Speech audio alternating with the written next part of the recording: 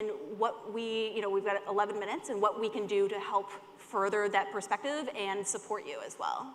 Yeah, I was just going to say on that front, I think the perspective, in my inauguration speech, I said, it's about more than making history, it's about making a difference. Yeah. And I talked about wanting to change, not, what's possible, but changing what's expected. Again, I talked about some of the statistics that we have in the state of Wisconsin, and black men are disproportionately impacted or a part of those statistics. So with that being said, when I travel across the state, even during the campaign, they were like, well, what do you talk about when you go up north? Meaning, what do you talk about when there are no more black people? And I talk about the same things. I talk about schools. I talk about, the need for us to reform our criminal justice system, because it's going to have an impact on that community. They're going to be under-resourced with all the extra money that we're going to spend to build new prisons.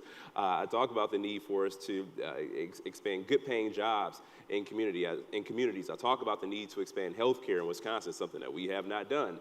And those issues resonate. So when people see me travel to, this 300-person town where they probably don't see a whole lot of me, it changes perspectives. There's a lot of racial bias. There's a lot of racism that exists in Wisconsin, but a lot of that too is just due to lack of exposure, just having not ever been around people or ever having had those conversations with people that don't look like them. So even by sheer virtue of the campaign or the administration, because we're traveling a lot, we're going all over. And one other piece that I'm very appreciative of the governor of is that he didn't relegate me to Milwaukee during the campaign, where other candidates may have done that. I mean, there were times where I was like, I want to be in Milwaukee. And they're like, no, you're going to Hudson, which is very, very far away from Milwaukee. But on the age piece as well, we had a problem with younger voters and voters in communities of color in 2016. And I said, well, I guess we could try to put one on the ballot and try to close those gaps. And so I decided to run for lieutenant governor, knowing that we had an opportunity, if we could have real, authentic, and engaging conversations in those communities, not just showing up because it was convenient for the election. And I mean, you look across the country, turnout from, in the age group of 18 to 29-year-olds went from 20% to 36%. It was the largest leap of any demographic. And that's because you see, younger people stepping up to run, and people, more diverse communities stepping up to run. And the last thing I'll say, too, is that our governor and myself, we matched up so perfectly because we are two totally different people.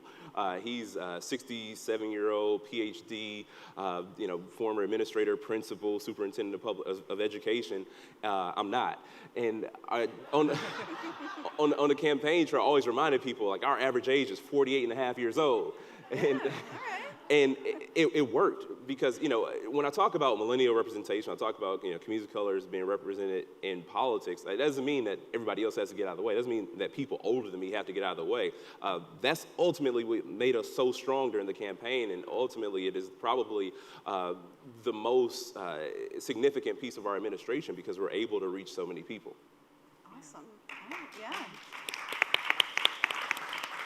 Well, I mean, I certainly echo so much of what's already been said, but I love the piece that you talked about in terms of engagement and authenticity, and I think that's really at the core that, people ask questions like, well, how did you have to approach it differently, being the first Black lieutenant governor, and it's just being authentically you, being authentically me, engaging with people from my experience, from my story, from what my life has brought, because what I've recognized is all of that has contributed to my ability to do this job.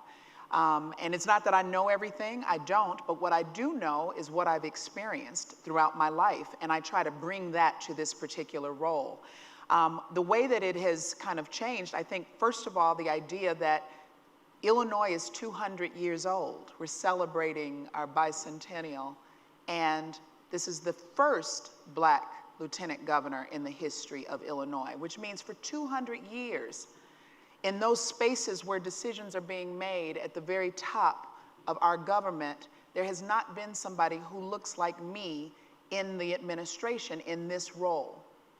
And so being in this role and seeing the kinds of decisions that we are making as we think about policy, as we think about legislation and supporting and pushing forward certain agenda items, it's done so, again, through that equity lens that I spoke of earlier, And the fact that I am there, not just I'm representing all of the 13 million people in Illinois. But I also know that there are some voices that have never been at that table. And I have an opportunity from my perspective to also lend those voices to the conversation. And that's important.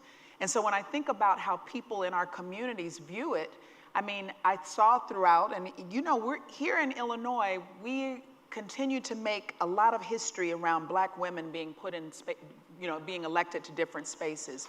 You all know that we now have elected our first Black woman as mayor. We have a Black woman who is over the Cook County Board. We have a Black woman who is now our city treasurer. We have a Black woman who is the majority leader in the Senate. We have a Black woman who is a deputy majority leader in the House, and we have a Black woman, I believe, who's the lieutenant governor. And in light of all of that, thinking about sort of the role of Black women in elections and helping to push forward and get people to be elected, to know the work that's been done in the party and to really focus on those issues, it's important that our voices are also at the table where decisions are being made. It's not enough to just assist with elections or to get out the vote or to help people get elected. We want to be at those decision-making tables. We want to be elected ourselves.